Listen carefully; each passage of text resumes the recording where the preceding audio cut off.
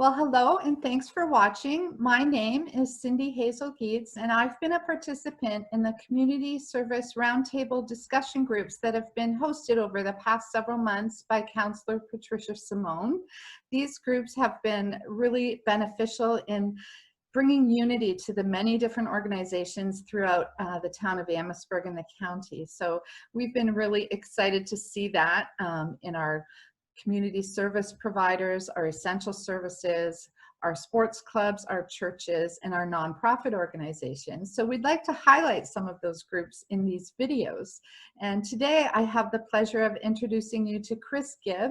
He's Vice President of the Amherstburg Community Foundation. So Chris, thanks for joining us today. Thank you very much for having me, Cindy. Oh, you're welcome. So I'd just like to begin by asking you to give us a brief description of the services the foundation provides our community and also the demographic that you serve. Well, the Amherstburg Community Foundation is a charitable fundraising organization that works with local community groups to help make Amherstburg the best small town in Ontario in which to live, visit, and to enjoy. Through our fundraising efforts, we help local service groups in the delivery of their programs with funding and with grants that, again, we hope will make Amherstburg a great place to visit and an even better place to live. We help to serve those groups and organizations in Amherstburg that serve others in our community. So we try to add a bit of top spin, to use a golf analogy, a little bit of top spin to their efforts.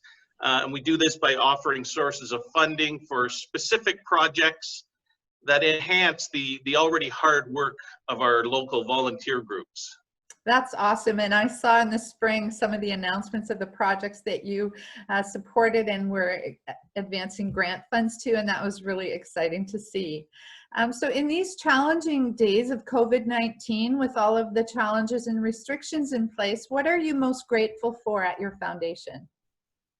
Well, I guess from the perspective of the foundation, Cindy, we're most grateful to see that our local service organizations are still providing services to the community, even with the challenges of the COVID pandemic. You know, the Horticultural Society is still planting gardens. Yeah. Meals on Wheels is still delivering food to our seniors. St. Vincent de Paul is still providing clothing and beds to those in need in our community. So I guess we're just really grateful to see that these hardworking organizations are, and all of them, not just the ones I mentioned, right, they're finding a way to safely carry on their work during these challenging times. Yeah, I'm so thankful for that as well. So at this time, what are your greatest needs in your organization currently, and how can people come alongside and help you?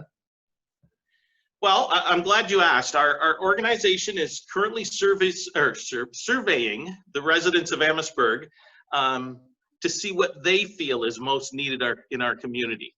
And then once we get the results of that survey, we'll be able to direct funds to what the community tells us is important to them. So the easiest way for people to help us is to visit our website at amherstburgfoundation.org. Fill out our Believe in Amherstburg survey, and that'll go a long way in helping us direct funding to what the people of Amherstburg feel are their greatest needs. Wonderful. And then, of course, as always, you can donate online to the foundation. We are able to offer tax receipts for any donations over $20. A lot of times, you know, the individual organizations can't do that. They don't have the charitable status. So this is a great way, again, to add that top spin to their efforts, that we can forward the money to the local groups and provide the tax receipt that people seem to enjoy also.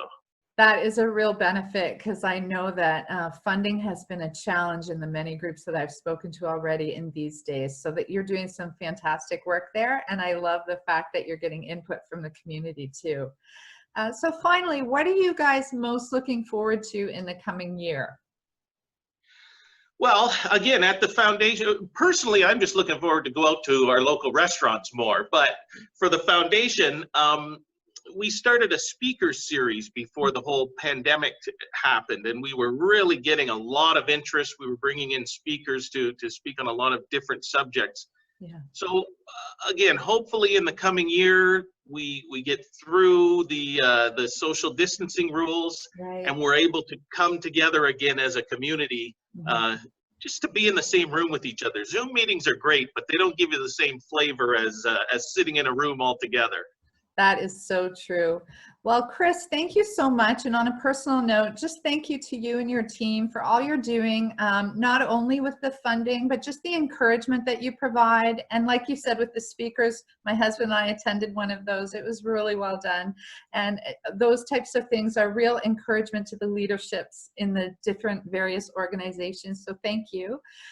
For that, and we look forward to hearing all the things coming up with results of the survey and next grant funding, that you're doing. It's really going to be exciting to hear that stuff. And friends that are watching and would like to become involved more in input, go to the website like Chris has let you know about and complete that survey. And also, if you can help with funding for some of these organizations that are really in need, please donate. And so, Chris, thanks again. Any closing words that you'd like to add? No, I'd just like to thank you and Councillor Simone for the attention. On behalf of the Amherstburg Community Foundation Board, we're looking forward to continuing to make Amherstburg a great place to be. That's awesome. Thanks, Chris. Well, you have yourself a great day. You too. Thank you, Cindy. You're welcome.